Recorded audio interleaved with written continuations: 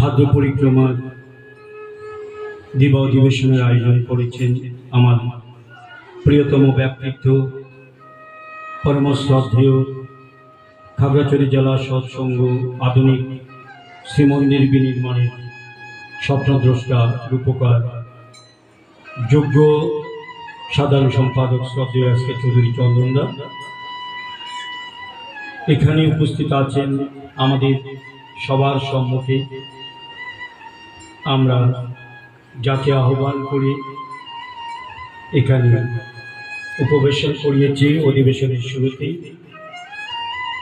বিশ্বের কোটি কোটি প্রাণীর প্রাণেশ্বর গোলক বিহারী হরি শ্রী মধুসূদন শেষে ঠাকুর আনুকূল চন্দ্র।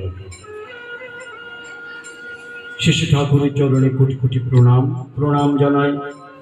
উপস্থিত শিল্পীবৃন্দদের মধ্যে অগ্রণী খাগড়াছড়ি জেলার বিশিষ্ট কণ্ঠশিল্পী আমার রিমন ভাইকে যতদিন পেয়েছি ততদিন রিমন ভাইকে দেখলেই যার কথা মনে পড়ত। আমি অনেকবার আমার আলোচনায় দাদার কথা বলেছি, কিন্তু দাদার ব্যস্ততার কারণে আসতে পারেনি। আজকে আমরা দাদার কণ্ঠে দুটি সঙ্গীত শ্রবণ করে কৃতার্থ হয়েছি। দাদার জন্য অনেক অনেক শুভকামনা। শ্রদ্ধেয় বিজয় দেব সহ উপস্থিত সকল ভক্তবৃন্দ, দাদা ও মাতৃমণ্ডলী সবাইকে রাষ্ট্র জয়গুরু শুভ প্রণাম। কথা বেশি বলার সময় নেই। আগামীকাল দিনব্যাপী অনুষ্ঠান, আগামীকাল বেশি করে কথা বলা যাবে। আজকের এই দিবসে পূর্ণ রাধাষ্টমীর দিনে বৃষবান কন্যা শ্রীমতী রাধিকা আবির্ভূত হয়েছেন। তাই রাধিকা আবির্ভাবের ক্ষণকে স্মরণ করে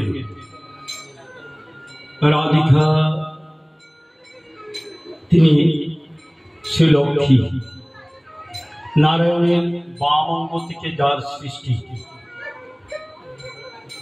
লীলা প্রকাশ করার পরে লীলার সাধা সাধনের তরে ভগবান শ্রীমতী লক্ষ্মীকে সৃষ্টি করেছেন।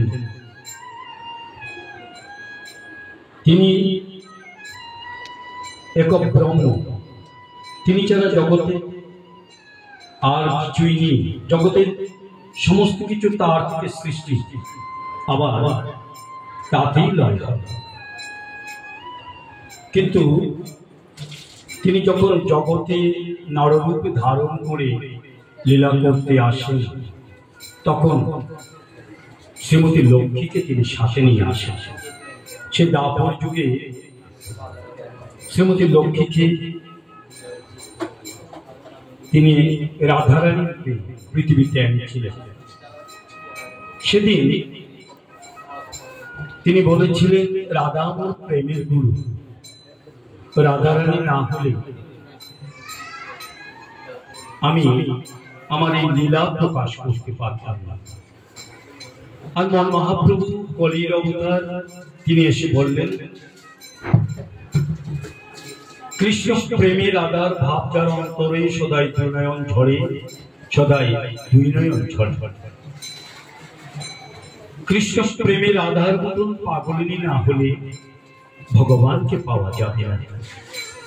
সেই রাধারানী আজকের দিনে তিনি পৃথিবীতে অবতরণ করেছিলেন, আবির্ভূত হয়েছিলেন।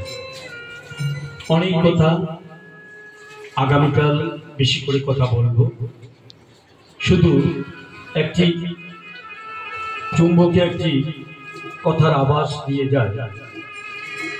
দ্বাপর যুগে ভগবান যখন এসেছিলেন, তখন শ্রীমতী রাধারানী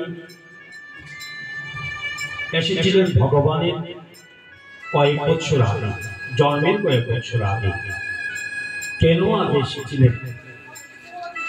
রাধারানী বলেছিলেন, আমি পৃথিবীতে যদি যাই, তোমার আগেই যদি যেতে হয় আমাকে, আমার কিন্তু একটি কথা রয়ে গেল, আমার কথা তুমি রাখতে হবে।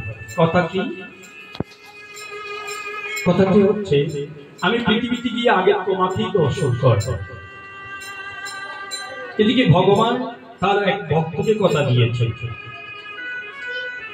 দাপর যুগে রাধারানীকে তার ঘরে পাঠাবে, তাই তাকে আগে পাঠাতে হচ্ছে। সেটি নিয়ে আগামীকাল কথা বলব। রাধারানী কিন্তু ভগবানের আগে জন্মগ্রহণ করেও ভগবানকে প্রথম দর্শন করেছিলেন ভগবান শ্রীকৃষ্ণ। কিভাবে দর্শন করলেন সে কথা আগামীকাল। শেষে ঠাকুর আগামীকাল আমাদের 137তম জন্মতিথি, 63তম জন্মতিথি উপলক্ষে 58 বছর তিনি পরবর্তীত হিমায়তপুর ধামে লীলা করেছিলেন, আর পরবর্তীতে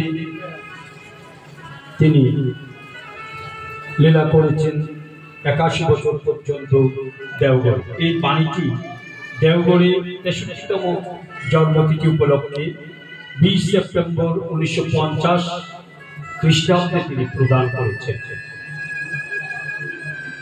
আমরা একান্ত যিনি পরম পিতা পরমেশ্বর, যিনি তাঁর চরণে একান্ত নিবেদন আমার, তোমরা প্রত্যেকে তোমাদের পরিবার পরিবেশ সহ সুখে সুদীর্ঘ জীবী হয়ে বেঁচে থাকা, বোধ বিবেক কর্ম তৎপরতার বুদ্ধি কুশল প্রস্তুতি ও নিয়ন্ত্রণে বিপদ আপদ দুঃখ কষ্ট তোমাদের সহজেই সুনিয়ন্ত্রিত ও নিরস্ত্র হয় উঠুক।